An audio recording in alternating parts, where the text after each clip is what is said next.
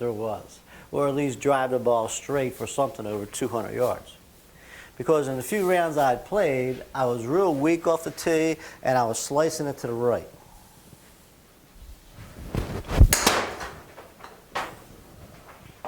And you cannot step up to a U.S. Open qualifier with a weak-ass slice to the right. I mean, you're exposed. I mean, come on. You're supposed to be a decent player to even show up for these things. So I go up to the range at Bonaire, and I think the qualifier was probably on, I forget what day of the week, but I went up to Bonaire on a Saturday and Sunday, both days, and I stood on the practice tee with my driver, and I hit golf ball after golf ball for like 2 days. That's all I did. I just hit driver. I hit driver, I hit driver, and I hit driver.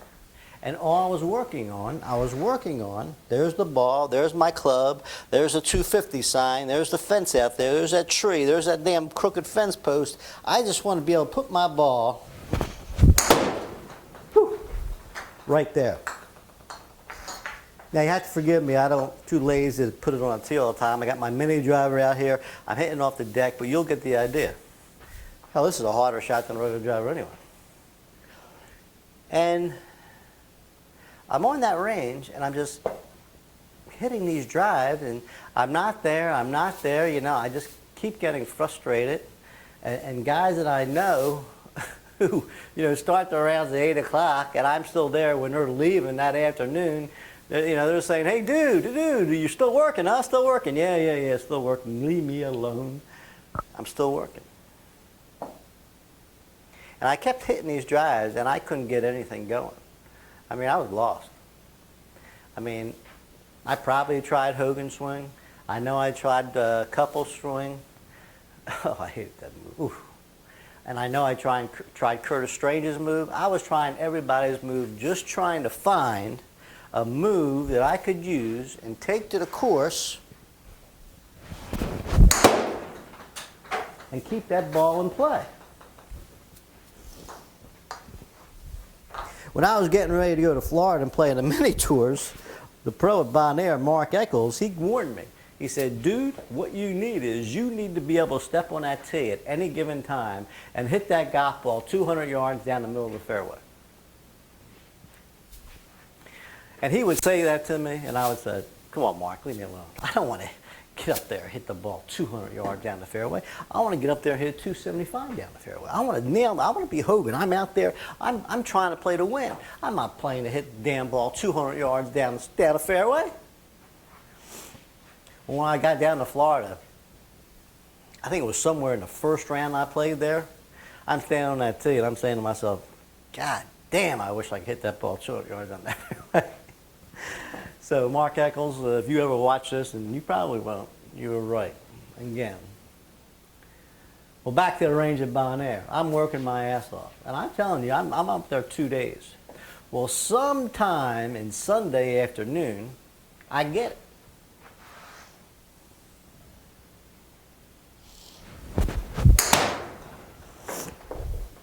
And basically what I get is, I get what I got to do to hit that ball down the middle and maybe a little bit of draw.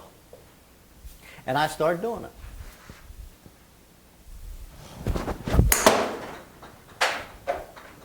And I do it, and I do it, and I do it, and I keep on doing it. So by the time Sunday night comes around, you know, the sun starts going down, I know that I've got a shot that I can go to the U.S. Open qualifier with and play.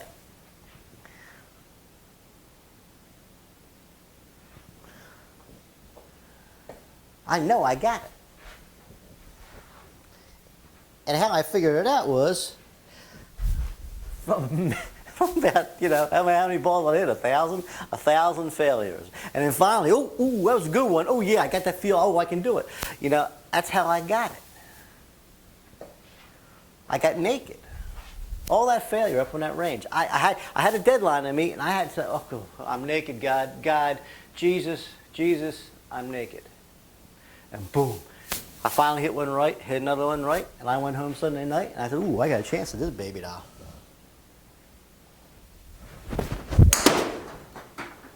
I can't tell you how good that is. Whew.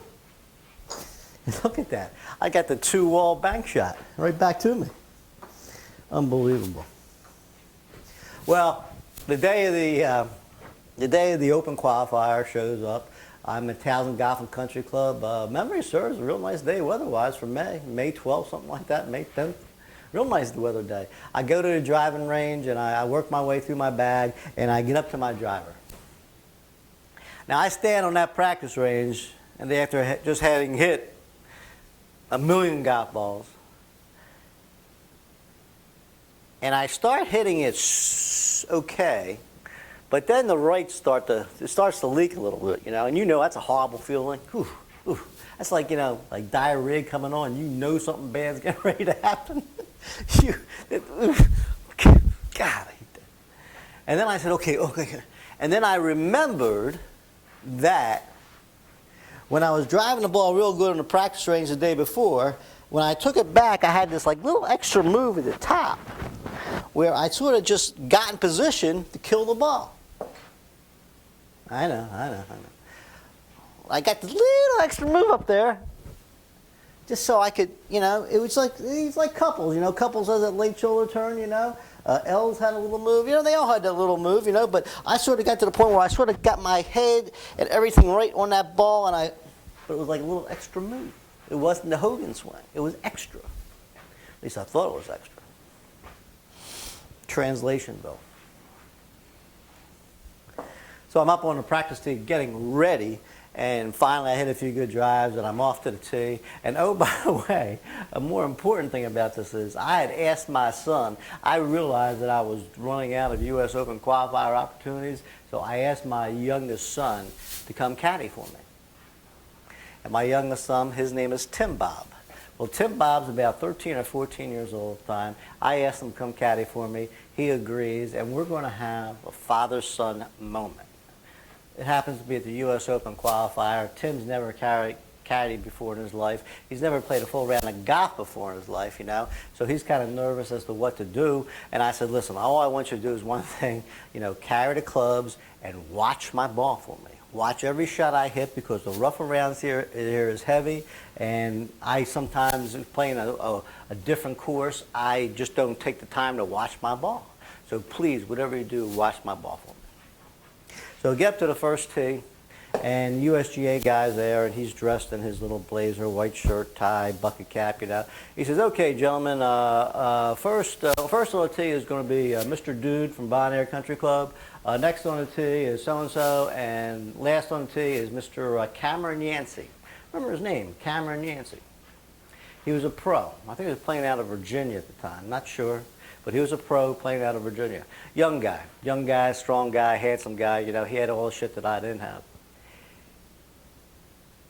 And the guy turns to me and says, okay, dude, you're up. And I go to the tee, and I tee my ball up, and Mr. Yancey had walked about 5 yards, 10 yards up the tee to get a peek at the hole because it's a little bit of a dogleg right. And he's up there standing looking at this hole. And he's examining the damn thing. And this guy has already called me to tee. Okay, dude, you're up. And I can't get up, yeah. And I remember that because I thought it was awfully rude at the time.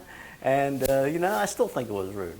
But anyway, the starter finally got Mr. Yancey's attention. He said, oh, Mr. Yancey, get the fuck out of the way, would you?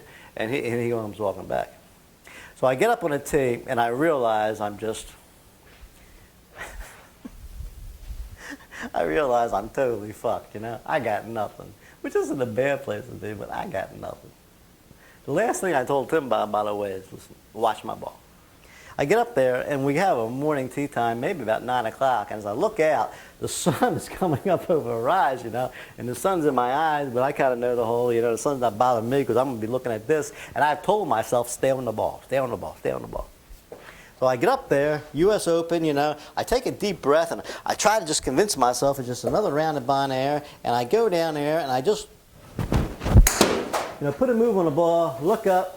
I try to stay down a little bit longer, look up, and you see sun, and I don't see my ball.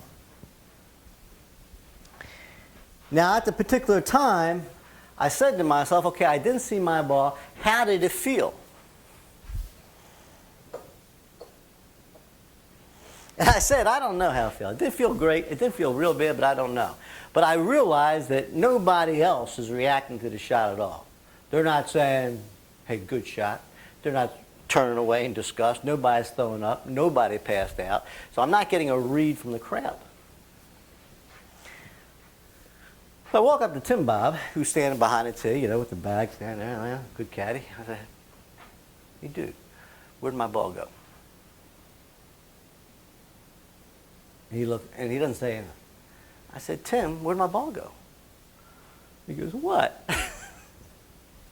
And I said, where'd my ball go? And he goes, the sun was in my eyes, I couldn't see.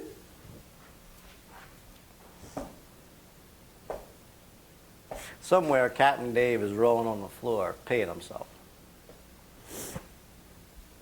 I had a horrible day that day.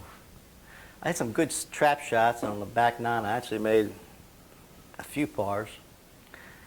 And I don't know whatever became Mr. Yancey. But the whole deal is, I guess we're going back to what we're thinking, not what I'm thinking, not what happened to me. But the whole deal was, I had to figure it out on the practice tee at Bon Air the day before. I got myself to the point where I had the ball down there. I was reacting to the ball. Ooh, baby. And I was just putting it on that 250-yard sign.